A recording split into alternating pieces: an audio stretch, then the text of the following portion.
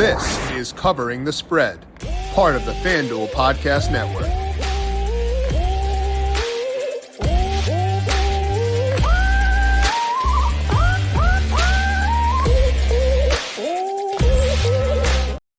We are 2 for 2 and having fun primetime games so far this week in week number 13. And we're going to see today if we can finish things off on a high note and go 3 for 3 with the Bengals heading down to Jacksonville, take on the Jaguars. No Joe Burrow in this game, but still plenty of fun storylines to discuss. We're going to break down this game today from a prop betting perspective with Ryan Williams, getting his read on the markets at FanDuel Sportsbook and letting you know where he sees value for tonight. This is Covering the Spread right here on the FanDuel Podcast Network and FanDuel Research. My name is Jim Sonis. I am a managing editor of digital media for FanDuel Research, joined here as I am every Monday by Ryan Williams. Check him out on Twitter at RyanAlexander_W. And Ryan, you know, I'm not super optimistic we get to go 3 for 3 with the primetime games for this week, but honestly, it's not the worst game either. So how are you doing today?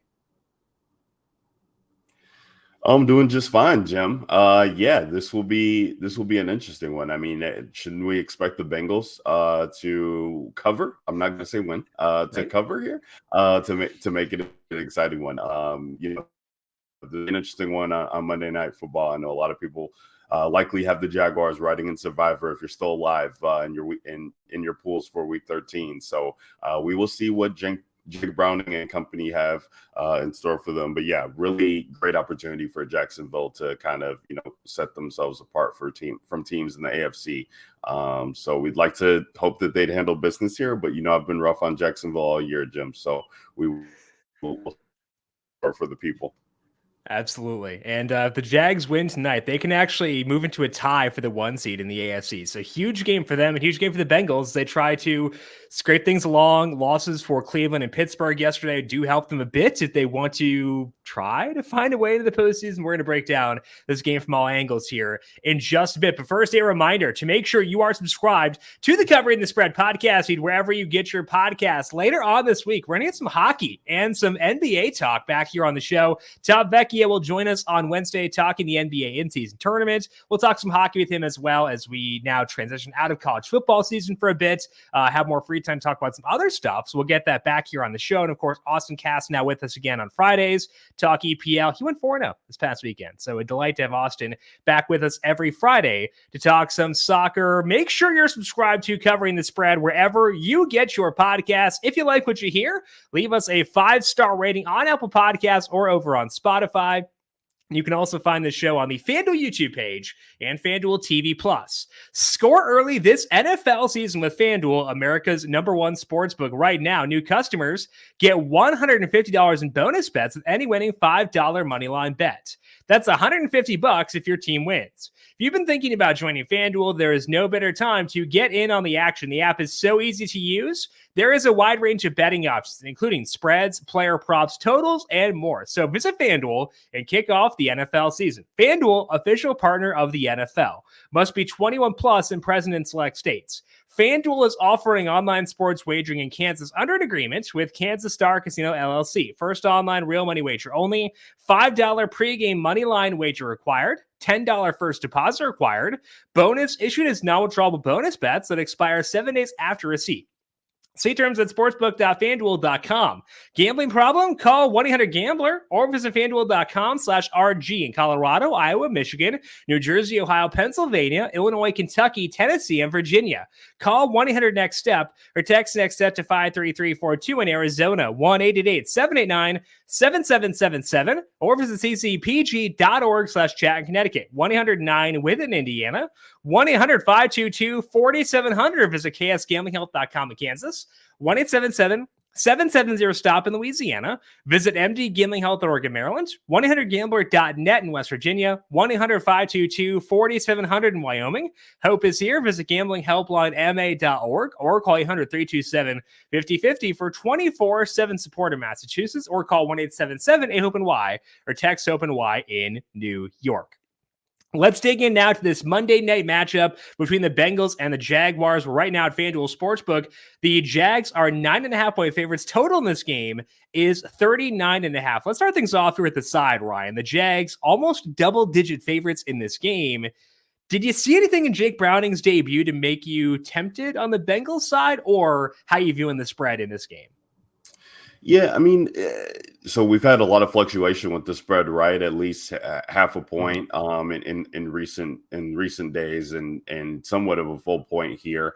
It is interesting, Browning's getting weapons back, with T. Higgins coming back healthy for this game, and on the other side. So I think, I'd be willing to ride with Cincinnati on this one from the spread standpoint. It is traveling into Jacksonville, but, just the way that Monday night games have been playing out, with pretty much every game but one thus far this season hitting on the under total, if it stays close, and him having, Jamar Chase, T. Higgins, Joe Mixon to be able to lean on, which I know can feel gross when we start talking about Joe Mixon here in the run game. But, I think we're just going to have a game plan and scheme to hopefully not, hopefully put Browning in a position for success. So this is not a Jaguars team that we are accustomed to being able to blow. It's they're saying there's so many narratives around it. Like the Chiefs just struggled. They have a chance for a 1 seed. Like I could see Jacksonville just kind of coming out maybe a little bit flat and really just trying to, get through this game and get on to do like if we take the Bengals total side, when you're looking at 39.5, obviously that number feels good, even though it's under 40. But with the way that games have been going this year on Monday night, we think that feels appropriate there from a scoring perspective. Yeah, you can, if you want to, because those two bets are correlated, you can take the under at 39.5 and the Bengals plus 9.5 plus 244 at FanDuel Sportsbook for a same game parlay for that. And those things are correlated because if the game goes under, it's tougher to cover a larger spread at 9.5. So you could go that route if you were so inclined. I agree with you on the Bengals side of things. I've got the Jags favored by 7.5 in the game, or 7.6, I should say. So that does imply there is some value on the Bengals. Now, I've not taken the spread. I did put a bit on the Bengals money line. That's plus 370 right now at FanDuel Sportsbook, and the implied odds there are 21.3%. I've got them at 24.4% to win. So, the odds you lose this bet are 76% or almost 76%. Keep that in mind. But value is value. And I bet a lot of NASCAR, so I'm very okay having losing wagers if I show value on them. And I do show value on the Bengals here. I don't feel like super, super firm about it because it's the Bengals, and the Jags have shown that they can play at a very efficient clip. They can put up some points. So it does make me a bit uncomfortable, but I don't know. I'm accounting for the fact that there is no Joe Burrow in this game. I honestly handicapped this under the assumption T. Higgins would not play. So the fact that he is playing is a little nice bonus with regards to that part of it. Now, I do show value in the over still. I took it at 38.5. It's up to 39.5 right now. I've got this at 41.9, which is weird because we were talking before about how spreads and totals can be correlated. And I think the spread should be a bit tighter, but I still like the over here. And I guess that's a bit of a surprise to me because that obviously is a big factor in building the total model. But it's, low wind speeds for tonight, 4 miles per hour in Jacksonville. It definitely does help things. So I think between the markets here, I feel best about the Bengals money line relative to market. I don't know. I feel okay about both, honestly. But I do think that there is at least some interest in both the over, despite the fact it's gone up a point, and then the Bengals money line at plus 370. I think both are at least somewhat viable. Other thing I'd mention with the Bengals money line is that the Jags don't have left tackle Cam Robinson. He was placed in IR earlier on this week, and they played out Robinson earlier on this year, and they were okay in that stretch, but not great by any means. I do think that they'll be better positioned now because they've seemed to get their footing underneath them. Zay Jones back healthy now, so that does help them. But I think there are some things pointing towards the Bengals here. So what could go wrong, Ryan? We're both in the Bengals in this game in some form or another against the Jags. Yeah, no, it's an interesting one. I do think there is merit if you are going to parlay. We talked about I know you put the 9.5 in the under. Yeah. For the Bengals, but the 9.5 and the over 39.5 would be would be the way that I would go. I'm not sure. Yeah, that's plus 263. But I just feel like if the Bengals are covering's tough. Maybe it is the winning, because I feel like the covering from a 10-point deficit, they could still, the ender could still hit. But if you did have the Bengals winning, as you kind of mentioned, at plus 370, if we could parlay that with the over, that's a situation where I see them, being able to put up points against Jacksonville and really forcing the game in hand there to be able to meet that, which is plus 712. I like that. And I think that what you're saying there, if you parlay the Bengals money line with the over, is you're saying, I think Jake Browning is good enough to win this game. Yeah. That's what you're saying, effectively. Or you think the T. Higgins coming back boosts this offense. And honestly, I do think Browning showed enough in that first game to be okay with taking the over in this game, which I was earlier on this week. And then once the money line moved enough to get to where it showed value for me, I was okay taking that. So, I do think that there is some interest here on the Bengals side of things. Full respect to the Jags. They were a very good team to me last year, very kind to me, very profitable team. But, I think with Cam Robinson being out, there is at least some volatility there in a positive sense for the Bengals. Now, let's talk about the props in this game. We've seen Calvin Ridley go kind of nuts since Zay Jones came back. So let's take a look at the Jags side of things here, Ryan. Any value you see in the props for tonight for the Jaguars? Yeah, I mean, we're going to go to Calvin Ridley's number at receiving at 58.5. I mean, yeah, he's definitely, or 56.5, excuse me, minus 112. He's definitely been hitting his stride here. And you love the way that he plays in games where not only Jacksonville's expected to win, but they're able to edge out the wins there. He hasn't had less than, or in every game that they've won recently, he's hitting the 80-yard mark or higher. 3 touchdowns in the past 3 games for him. He just seems to be hitting his stride, and it makes sense. This guy sat out for a year. Now he's coming back, and by week 11, 12, 13, he's hitting his stride.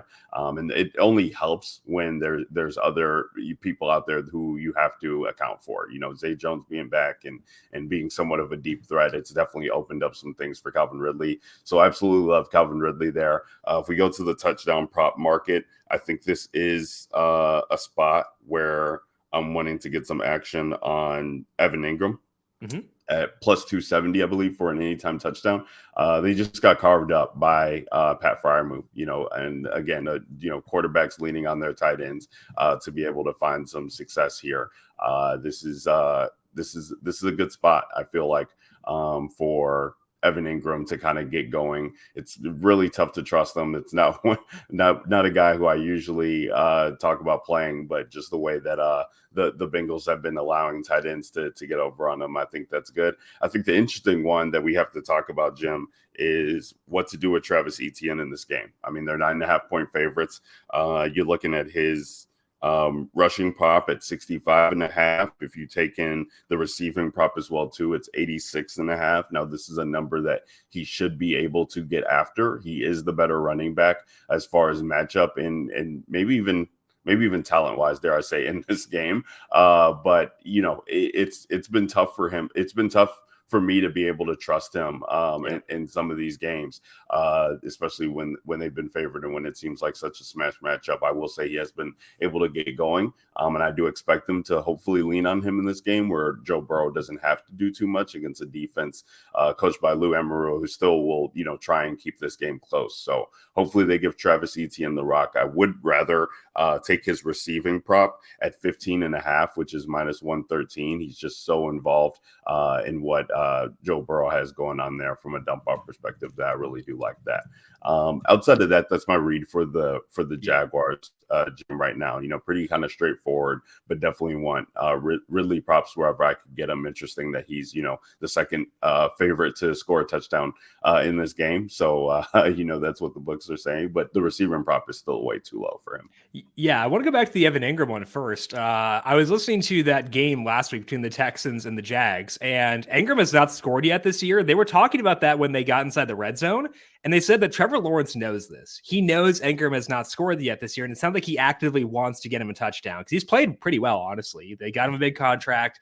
He's going to be there long term, and no touchdowns yet, but it sounds like Lawrence wants to get in there. So it's like a little bit of a a squeaky wheel narrative with the caveat that it's just towards the end zone. So I think at plus 270, Ingram is interesting because, again, they want to reward him. They got him that contract. They want to reward him, it sounds like. And Lawrence knows he has not scored yet this year. So I do like it from that perspective, Ryan. Going back to Ridley, I want to talk to you about alt markets with Ridley because he gets a lot of downfield work. And we do this a lot with these kinds of receivers where we take a look at alternate markets because if they get going, they can really get going. You mentioned the 80-yard mark for Ridley. He's plus 210 to get 80-plus yards. Gets a lot of downfield work. I like the over in this game overall. Wind speeds, again, 4 miles per hour. Any interest for you in taking a look at the alt markets on Ridley here? He's plus 148 to get 70-plus yards.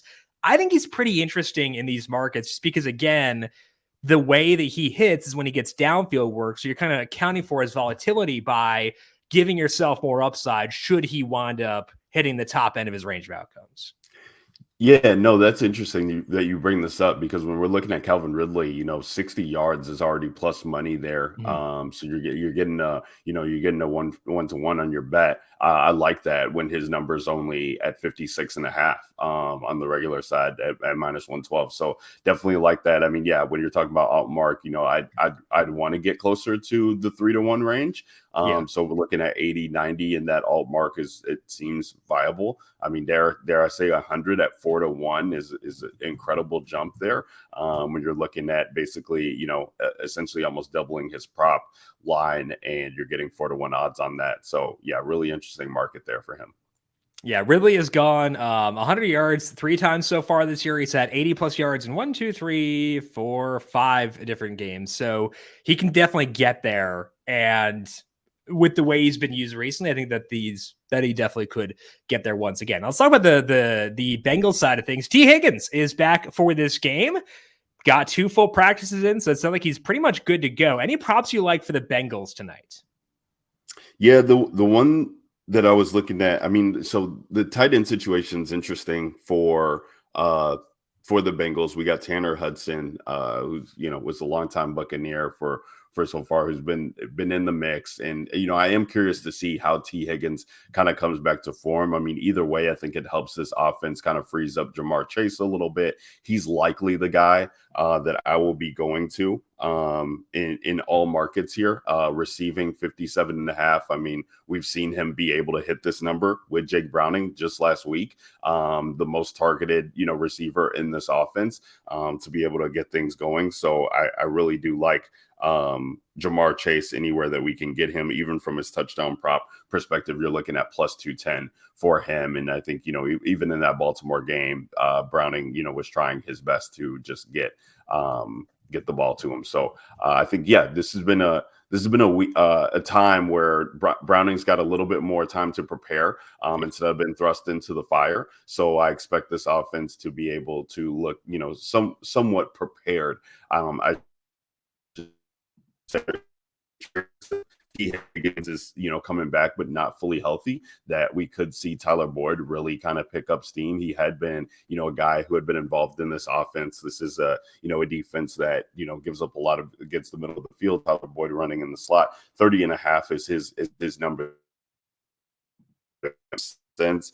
If we're staying on the Bengals too, Jim, if we're looking at receptions, I mean, Jamar Chase, over 5.5, minus 106. He's going to get targeted. I just feel like he's going to see close to, probably 8-9 targets in this game, especially if they're playing from behind, as the spread is alluding to. So I think getting in on that number is pretty great. The Joe Mixon one, really kind of hurts me. I wasn't going to talk about Joe Mixon from a rushing standpoint, but really from a receiving standpoint, outside of it was Jamar Chase, it was Tyler Boyd, and then Joe Mixon saw, I believe 3 or 4 targets last week with Browning. Makes sense if he's getting pressured and can't find anybody who wants to dump it off, but you're looking at minus 166 for Joe Mixon of his 3 receptions. So that doesn't feel great. But yeah, I mean, this game to me speaks to target the studs. I definitely like getting on Jamar Chase here. No surprise, I'm going to be on Jamar Chase and Calvin Ridley here leading the charge.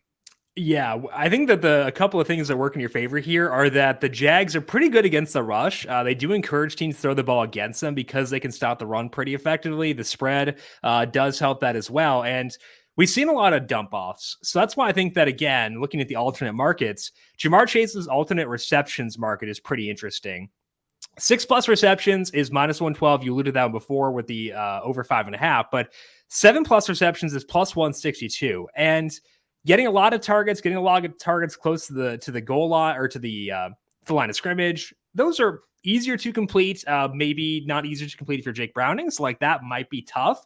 So I understand why this one is laddered the way it is, but it fits the style of approach I think they'll want to take here. So I have not taken any Chase props as far as the alt reception markets, but I do think that he's at least in play there because of the way they've operated, where it's a lot of dump offs, a lot of quick game. And if you're going to do that, getting the ball in Jamar Chase's hands is going to be the smartest way to play things. So I would at least look there, consider those markets because of the way they played last week. I think that does fit with their potential way they want to operate in this game.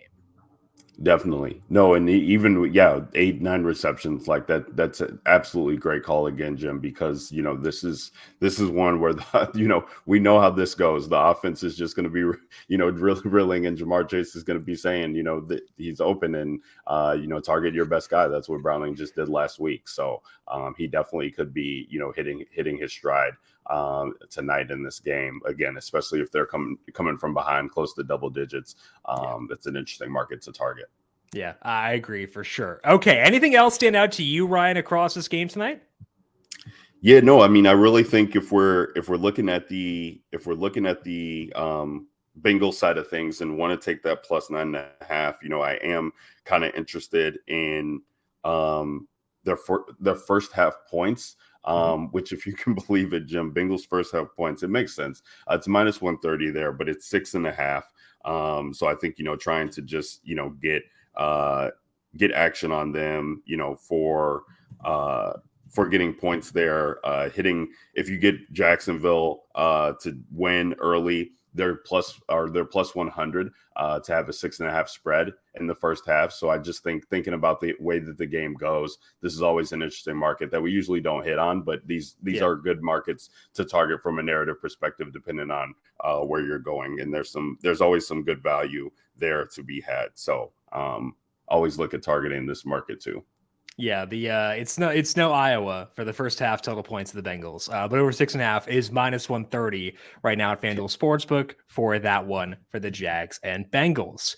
That's all we got for tonight's game. It should be a decently fun one. I'm excited enough to see this. Hopefully it doesn't fully let us down, but we've had 2 good primetime games. We don't want to get too greedy when it comes to this. And we have 2 Monday night games coming up next week as well. So that'll be a lot of fun. Also, make sure you check out Ryan on Twitter at @RyanAlexander_W. Ryan will be back with us once again tomorrow, talking some futures we get set for week number 14. Ryan, a delight to have you on as always. Good luck to you tonight. We'll talk to you once again tomorrow morning.